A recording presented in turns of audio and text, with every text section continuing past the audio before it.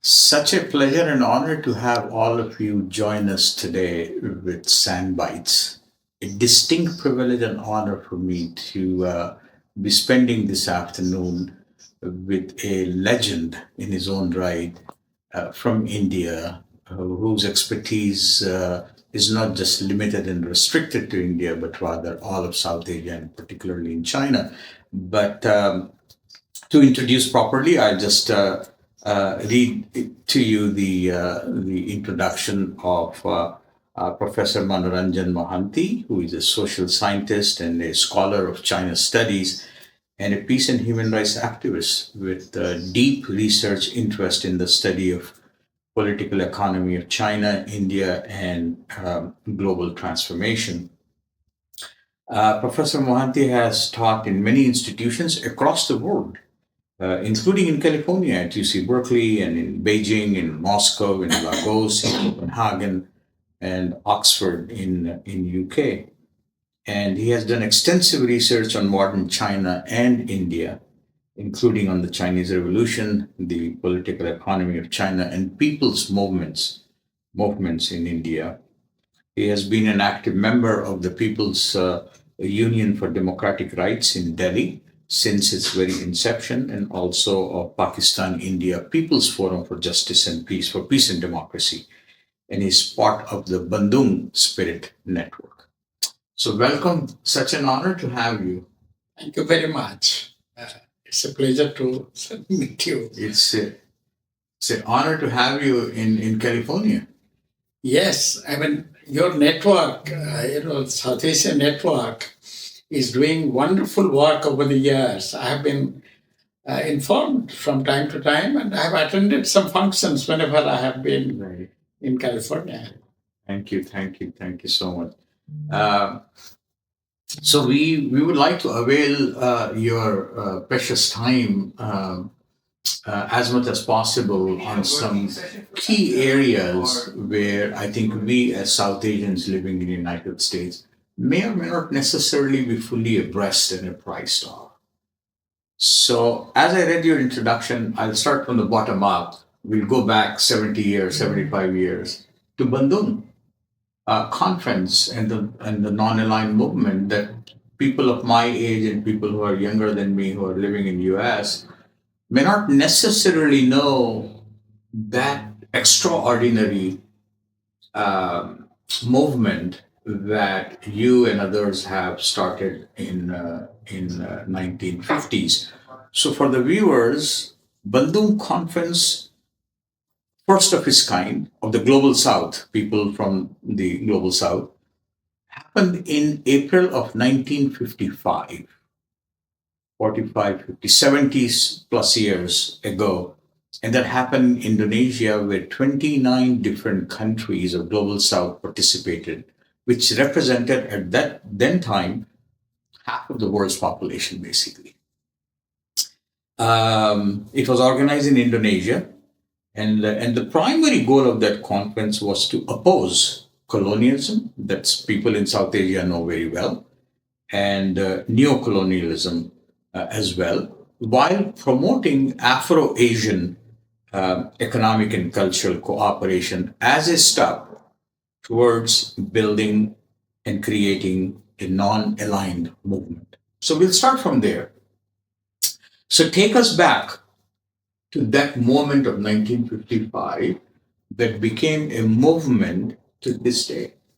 In fact, today is a great occasion because the BRICS summit Yes. in Brazil, just concluded. Correct. I think we should remember how the Bandung movement has taken one form today of the Global South in BRICS, which is expanding, BRICS Plus now. Sure. It's very important to remember, first of all, why Bandung spirit and Bandung ideas have been forgotten. That's because of the neo-colonial control. Yeah. And because, in 1955, when these 29 countries met, on the initiative of India, Sri Lanka. Those days it was called Ceylon, Myanmar, Pakistan, and Ghana, and of course Indonesia. Uh, American press just poo-pooed it, ignored it, and so since then, and today what has been the approach of President Trump to BRICS. Correct. He has even threatened that if BRICS goes ahead with its alternative to dollar as a medium of international exchange, he would have 100% tariff and so on. So it's very important to remember the Bandung movement, Bandung spirit. And this year is the 70th anniversary. Right. I and Professor Mohanty, my partner, we attended the 60th anniversary of the Bandung conference in Bandung, Indonesia, Wow. 10 years ago. Wow. And we discovered that there are so many anti-colonial progressive intellectuals who believed in the Bandung Declaration values, which is called Dasashila, The 10. 10 principles Right. of the Bandung conference, Bandung Declaration. In the 50th anniversary, there were more countries who joined, and they expanded the declaration into another strategic declaration. Then 55th year, then 60th anniversary. After the 60th anniversary, the official summit has not taken place. Even this year, there are no plans. I see. That shows how the struggle for independence, peace, and anti-colonial consolidation is still going on in the world today. Even yesterday's BRICS declaration has been very cautious. I'm very disappointed. So the Bandung ideals and the NAM ideals have been pushed to the background to a very large extent. But that is a historical process of decolonization. Right. And therefore, both the trends are on. The trend of anti-colonial assertion of independence, peace, secularism, solidarity, and also socialism in those days. Also, that was one of the ideas. Therefore, I think the most important thing to remember about Bandung Conference is that it was the first initiative which, in the post-Second World War period, articulated the anti-colonial vision in the new era. And that vision is still a matter of struggle. And that led to the non-aligned movement in 1961. Would it be fair to say that, this was a very radical idea in 1955, when you have the Western hegemony on this side and the Soviet Union on the other side, for the global South to step up and say, we are against being colonized. And that spirit certainly continues to today in the anti-colonial movement. But talk to us, we are immigrants to the United States. We love the United States and its spirit of Martin Luther King. And we came to this country and then realized that is one part of America, not the America. Talk about the extent of opposition, or as you rightly said, poo-pooing the Bandung spirit of the non-aligned movement idea by United States and other Western powers, and how did it manifest? Yeah. In 55 itself, the American press, as I said, totally ignored, and the little report which was published was very uncharitable to this initiative. Because by then, Cold War Right. had become very intense. Right. But very important to note that China was a part of the Bandung Conference. In fact, Nehru and Chou Enlai, they were principal actors in a way. And America was very hostile to China, in the Cold War period. Right. And on the other hand, Soviet Union at that time gave a lot of support and solidarity, and because they wanted the anti-colonial movement to consolidate. Now, it's very important to also note that in these countries, particularly not China, but other Asian and African countries, the new regimes were being pressurized by the local conservative elites and the Western capitalist forces to make sure that you had pro-Western regimes in all these countries. Right. And many of them were also being wooed by the Western powers to join either the local Seattle, Cento, various military formations against the Soviet Union. Therefore, domestic politics and the international polarization in the Cold War both were convergent. And that is why, in America, the ruling establishments did not appreciate what was happening in Bandung. But in America, in Europe, in England particularly, and in Netherlands, there were progressive forces who also were aligned with the independence movements. London, Paris, Amsterdam, New York, these were also centers of anti-colonial groups organizing movements.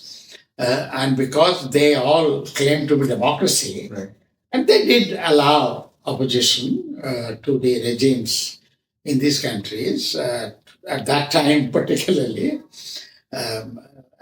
Now they have become so obsessive about opposition. Therefore, there were many solidarity groups, even in the Western countries, who joined, who came later on to various other activities. Interesting. Yeah. Interesting.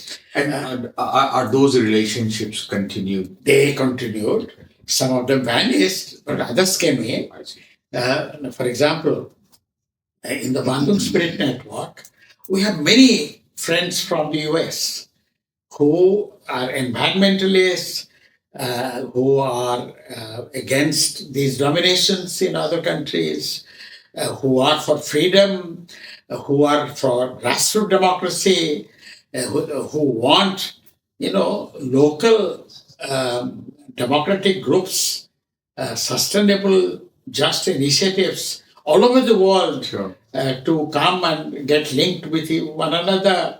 So we still have a lot of solidarity groups. By any chance, do you remember any of the African American leaders and groups at the then time who were struggling with the racial inequality? I mean, they still are now, but back then in the 1950s, it was more so. Did they join or did they visit? Absolutely. And Nkrumah was in the conference. And later on at the Belgrade founding conference of non-aligned movement, Nasser played a very important role.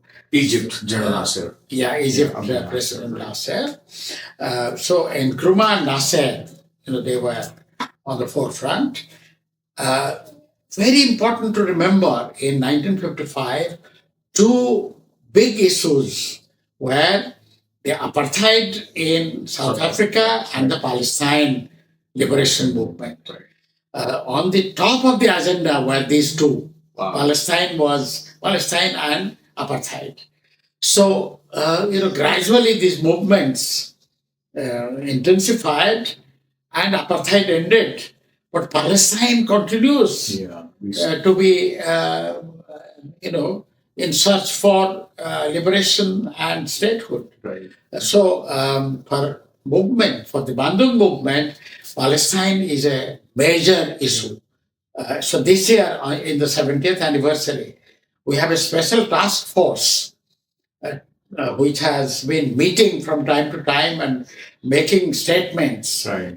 demanding end to the war, a permanent solution to the Palestine question, and so on. But we are very happy that apartheid ended. Yeah. Apartheid ended. No, thank you for bringing that, and I will talk about Palestine a little bit further down the road. And I know it's coincidental or interesting that 1947 is the first Nakba, the displacement of Palestinian indigenous people out of the land, and 1955 Bandung happened. So arguably, one can say that the Palestine liberation movement was born into this global South at the Bandung conference. So moving forward, in 2005, I think the Bandung Conference became the Asian African Summit. And there you came out with this new Asian African strategic partnership. Talk to us about that partnership. What is the partnership like?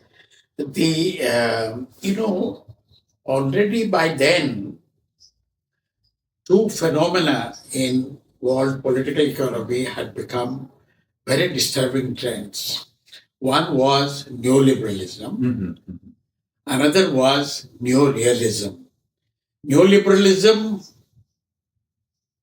had the world capital moving with technology, trying to capture markets, Resources. and resources all over the world, and integrating all the economies under global monopoly capital, Okay. best in the West, Yeah. mainly in the West. And the neorealist policy, particularly under Bush and the first Bush, Bush. and continued after 2001, it has become the dominant strategy. And America insisted that as the most powerful military and economic power in the world, it has to lead the world. Right. This claim to leadership of the world became most prominent. So neoliberalism and neorealism, both had emerged as powerful trends. So how to reckon with these two dangerous trends and defend the values of anti-colonial struggle, which was for independence, solidarity, peace, disarmament, pluralism, democracy, Right. secularism, Right. religious tolerance, racial harmony, and all that.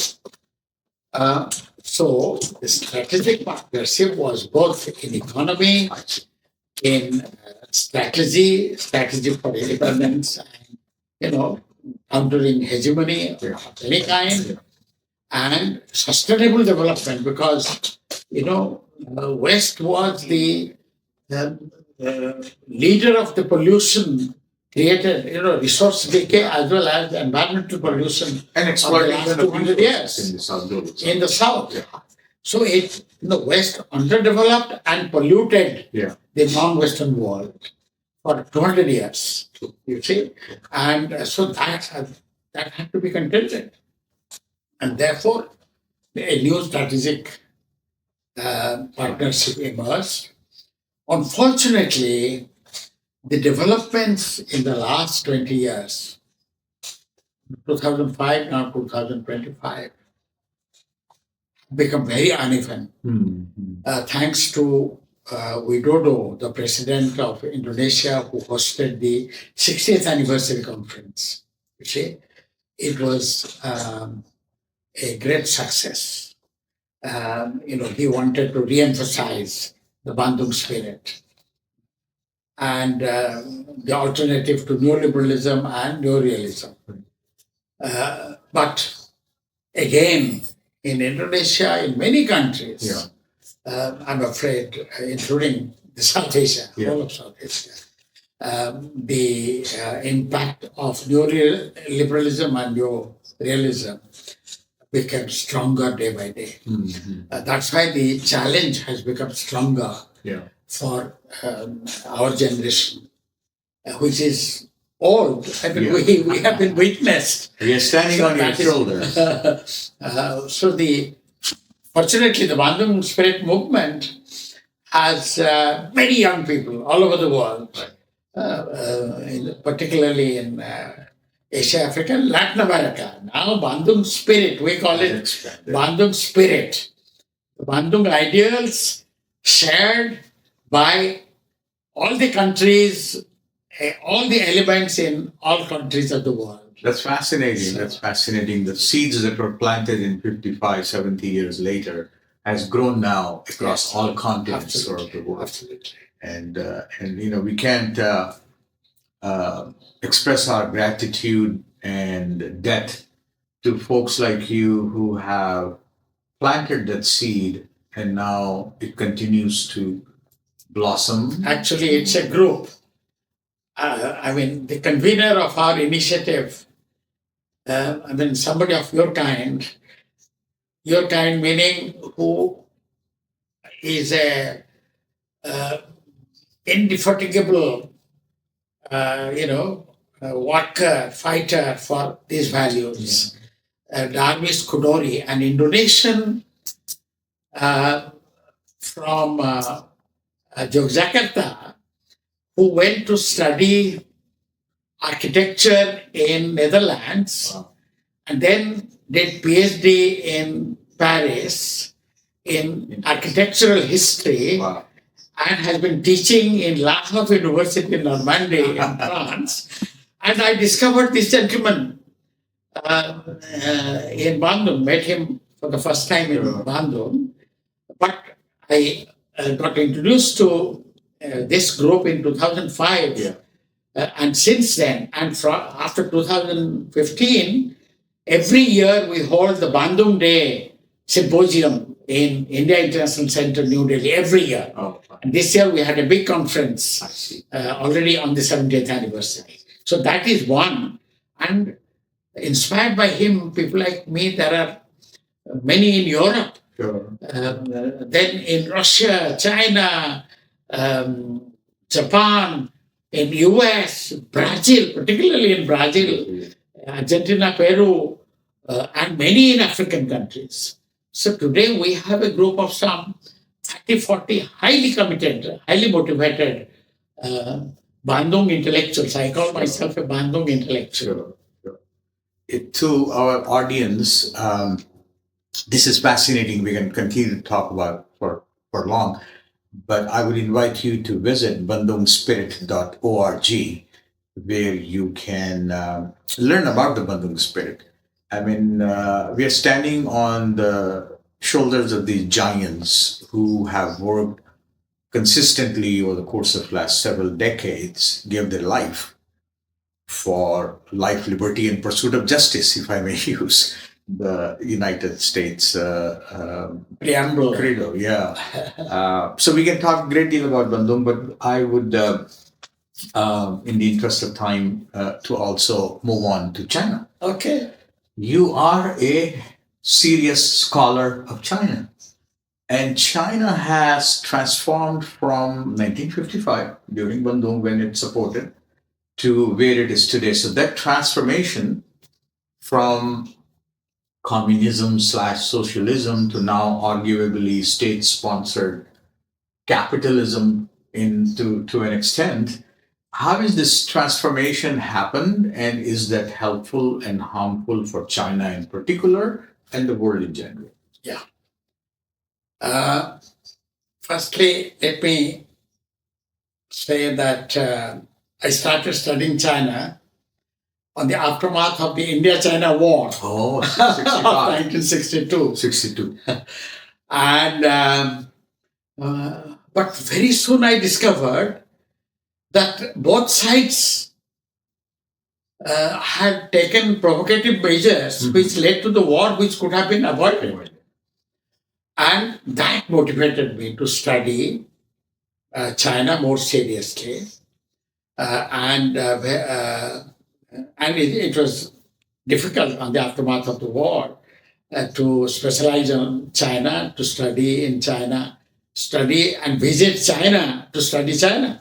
My earlier generation in the 1950s, there are many Indian scholars who had went to China, got their training, research done, and then came back, including some of my teachers in Delhi.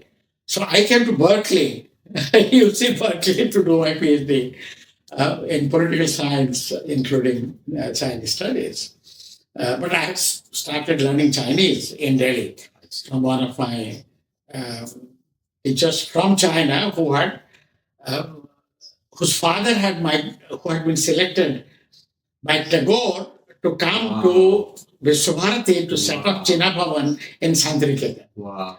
So I instantly saw the civilizational connect between India and China. What is it that motivated Tagore to set up China Bhavan, such an important cultural center? Sorry to interrupt. For my viewers, this is history, guys. We are talking about the first Nobel laureate of India, of South Asia, Rabindranath Tagore. This is the time that Uncle is talking about. Fascinating. Right, Please absolutely. continue. Because last year we celebrated centenary of Tagore's visit to China, Wow. 1924 2024. Wow. Okay, I mean, Century ago, I basically. can Fascinating. talk a lot about that. Anyway, um, So you're I have several books on China. Right. The last book is called, the very last book is China at the Turning Point. That's an edited book. But my monographic study based on 40 years of field research Wow. in Wuxi, about 200 kilometers from Shanghai, okay, in a rural area which became urban. So that book is called China's Transformation, published in 2018 by Sage. Its Hindi edition came out 2 years later. Now there has been a recent reprint in India by another publisher. Okay, so there the subtitle is very important. China's Transformation, the Success Story and the Success Trap. I see. Story of the Yeah. So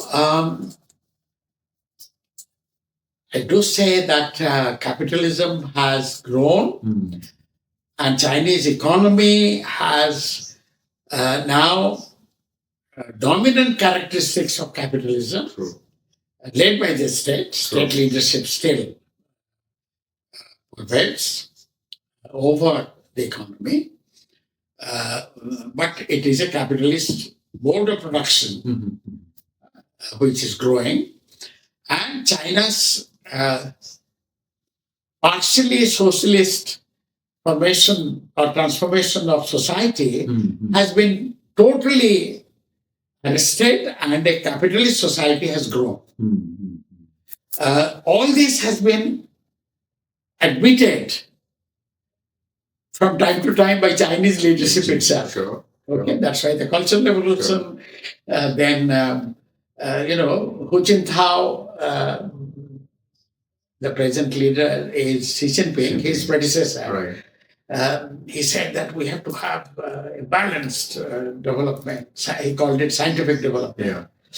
Yeah. And then the present leader is emphasizing Marxism, Right. and restoring Mao Zedong thought, but also sharing the same goal that Mao's successor Deng Xiaoping set for China, to become a prosperous and powerful country. Sure. So last 200 years, that has been the goal of even pre-communist regimes and leaderships and movements. Sure. Now, therefore, your question has to be nuanced. Sure. It is a success story because Okay. poverty eradication is a great success. Yeah. There are new kinds of poverty, but I think immense achievement on poverty eradication, far more than in India. Second, the infrastructure, both urban and rural, has grown. Urban infrastructure has grown to, Japanese and US standards. Then food self-sufficiency and the basic needs of people are fulfilled. So all the growth indicators Sure. of the industrial revolution, Right. they are excellent, you see. But if you take what socialism is all about, what Mao Zedong talked about, what Hu Jintao talked about, what even Xi Jinping Yes, right. talks about by using a term called common prosperity Yeah. and so on. A 100-year-old Chinese Communist Party, now it is 104 years because 1921, 2021, 100 years, Sure. I think has strayed from the original mission, according to me. Right.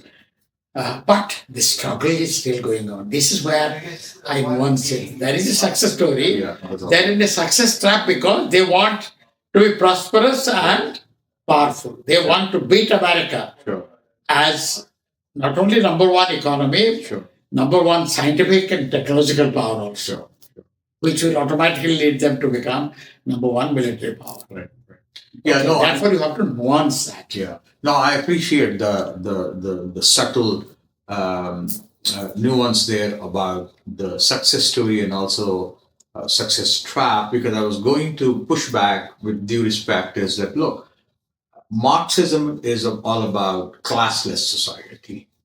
And now in China, we have billionaires, we have millionaires, etc., etc. And how do we reconcile that under the current state-sponsored capitalist approach in China? But let's compare China with Soviet Union.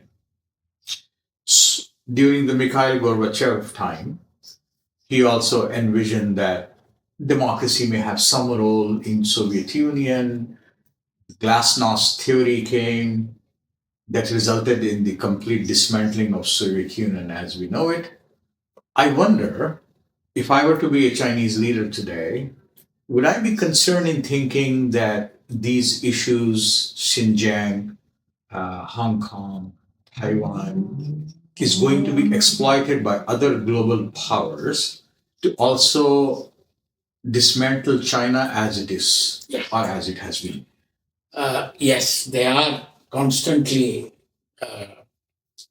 grappling with these issues. But there are three differences between Gorbachev's Soviet Union and China since last 20, 30, 40 years now. Number one, Chinese nationalism is very real. Every Chinese today, every Chinese, not only in China, outside, is proud of China's success story. Number one. Sure. Number two, the livelihood and basic economic achievement, they all admit has been a reality. Right. So nationalism and basic sustenance. You see, whereas in Soviet Union, It was the other way. it was Yeah. not so. And the third one, Gorbachev's glasnost and perestroika are not acceptable to anyone since Deng Xiaoping to Xi Jinping. Because they say that that is the greatest lesson from Soviet Union. So they want the dictatorship of the party. They have maintained that. Okay.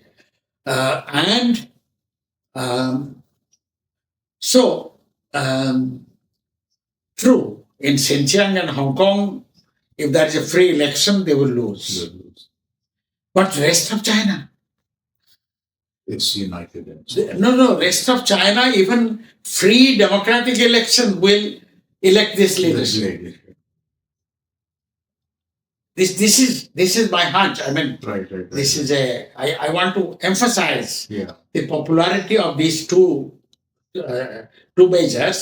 So the third one about democracy and dictatorship, because in my view, the trap is precisely this.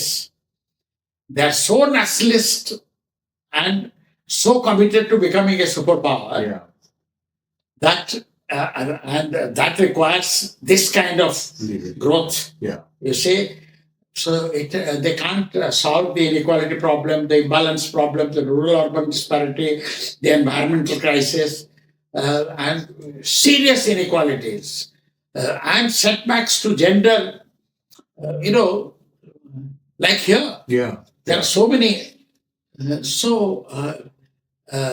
China and US and India, they are competing in the inequality scale today.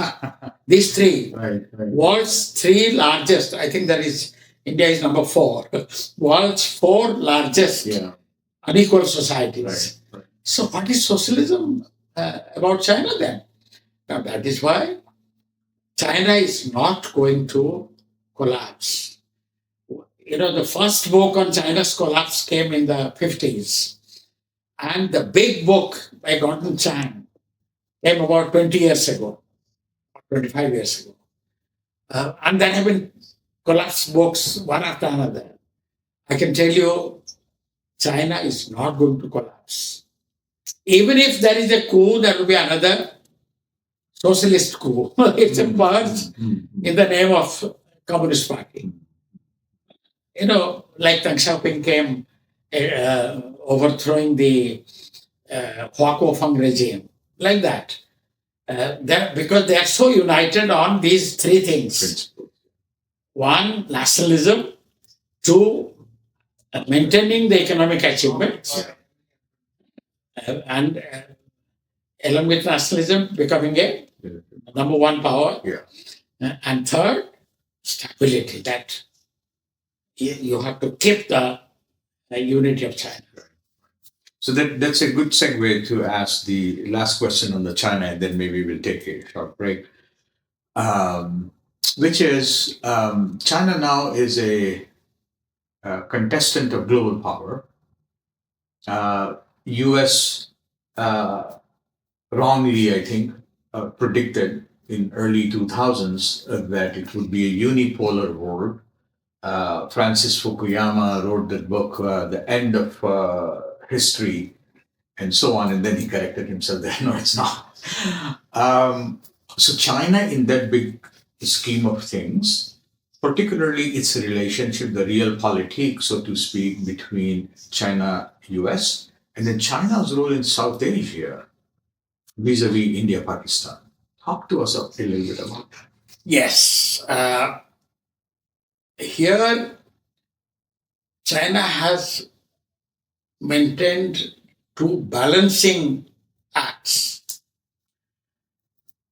1, the Global Balancing Act, and 1, the South Asia or Asian Balancing Act. Mm-hmm. The Global Balancing Act is that it must, through economic support, and economic support of China comes through the Belt and Road Initiative. All over the world. Exactly. The Silk Road, etc. And there are other measures of economic aid and fair treatment of local markets and local partners, governments and business in Africa, Asia, and Latin America. And without threatening their regime. Their regimes, you see. And giving better terms than the American companies and the Western governments to the third world countries. Right. That is why China has, a greater solidarity relationship with Asia, Africa, Latin American countries. And they want to do this to balance America, Yeah. but without endangering the normal transfer of technology, expansion of the market, mutual trade, and so on with the West. Yeah. This is something Deng Xiaoping started. In fact, to some extent, Mao started it. First with Europe, then Japan, and then US. So you make a trade relationship, Yeah. and exchange your labor with their technology, and so on, begin with. And uh, you grow economically. And Deng Xiaoping said, always remember, economy is the principal factor. You see, economic construction is at the center. Therefore, all other things you have to subordinate to economic development.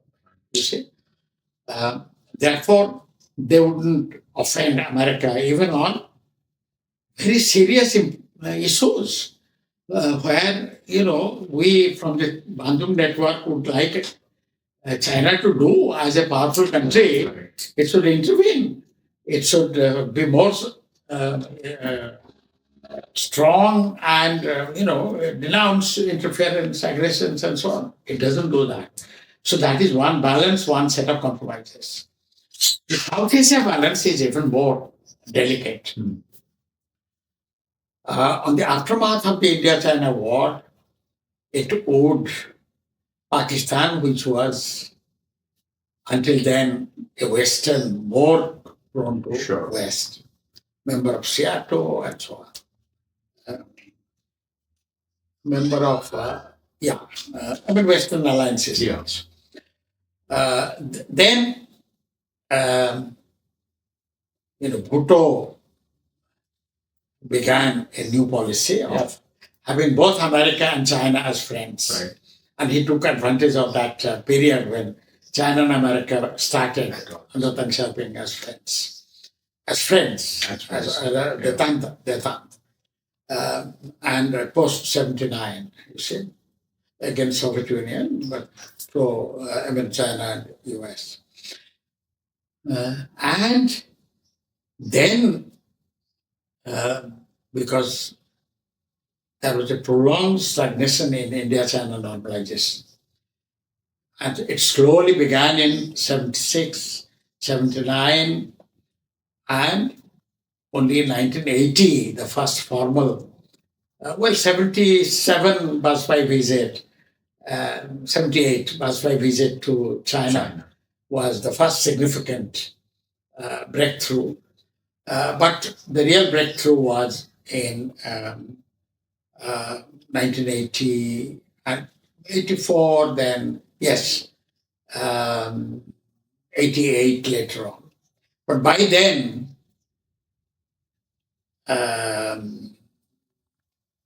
China had decided that it was very important to have Pakistan as an ally. So it took a policy decision. And by the early 2000s, China-Pakistan relations were described as all-weather relations. Sorry to interrupt. Yeah. Was it because India was super close with Soviet Union at the time? Yes. And China. In fact, it started. Yeah. It started at that time because Bangladesh war. Right. And China did not support Bangladesh liberation, but changed its stand very soon after that. Right. And that's when Indo-Soviet treaty was signed in 71 August. And so that is when this relationship took major articulation, cemented. Now, but come Jiang Zemin's visit to India in 1996-97, when the Chinese took a major step in deciding, because it was earlier beginning, I mean, Narasimha Rao visited, in fact, Rajiv Gandhi's visit in 1988 to China began a new phase of close interaction, saying that border negotiations can go on at the same time on all other fronts. We must normalize. And the border, when you refer border, it's about Sikkim border that was in dispute. The entire 4,000 kilometer border, from Ladakh to Arunachal, Right. the entire northern border. Yeah. And therefore, and the 62 war was about that only. Yeah. And there has been a line of actual control. Right. Because China decided to announce its ceasefire and stationed its forces on a certain line. It said that we would call it actual line of actual control, pending negotiations and settlement of the border. Now, because it was taking time, therefore, India was emerging slowly. Its economy it was becoming more and more successful, particularly during the UPA period, 2004 onwards. UPA is the prior to BJP period. Yes. The neoliberal economic reforms had its impact of success story and success trap in India also. Because economic growth began to catch up. Sure.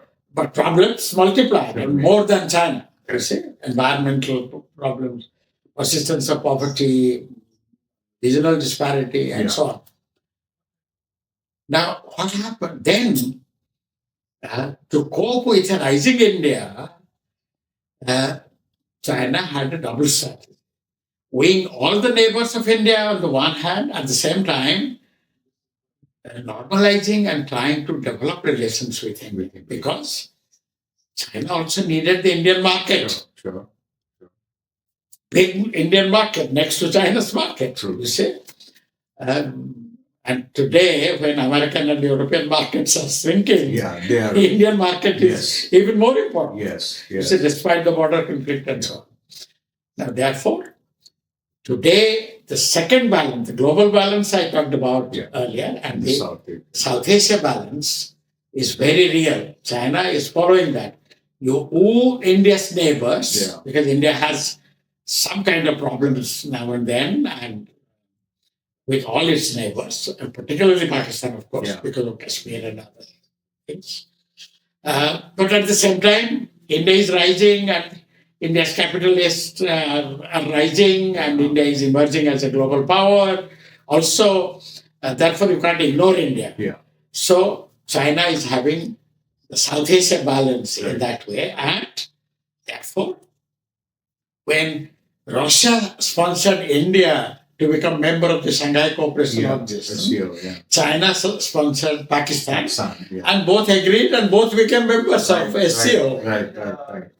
Yeah, it's fascinating. I mean, we can continue talking about China and how interesting it has become, and how the United States now is playing a role in vis-a-vis offsetting China's influence in that area by wooing Pakistan, by working with folks in Sri Lanka and Bangladesh, etc., etc. What we will do now, we will take a short break so Uncle can have some water and stuff, and then we'll come back to India, to Pakistan, and some general conversation about our role as South Asians living in the West. What can we do and cannot do? What's our role and responsibility?